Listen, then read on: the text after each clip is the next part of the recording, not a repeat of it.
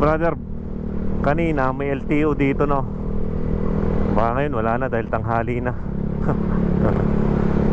Tingnan natin kung may LTO, mga brother.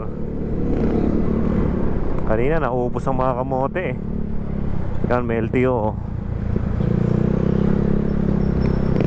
Sila masasabi natin, pakita agad natin yung ating driver's license yan, no? Ay, di ako pinara. Shout out sa mga taga LTO. Lumilinis ang karasada pag may LTO, mga brother, no?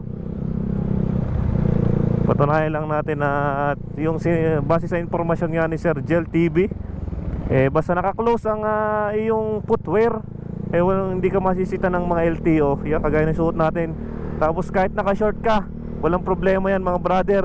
Doon sa mga nagsasabi na uhulihin ka dahil wala kang dahil naka-short ka, magbasa muna kayo ng mga memorandum, hindi yung pure fake news ang napapanood nyo. Kaya yan, ilang beses na balik tayo ng LTO, hindi naman tayo nasisita kasi yun nga yung nakasaad sa libro ng LTO. Box ba yun?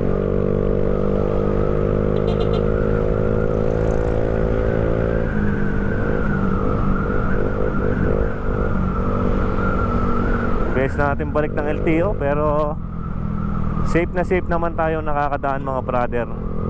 Basta tayo palaging mag-helmet. Iabot na nga natin yung lisensya natin sana eh.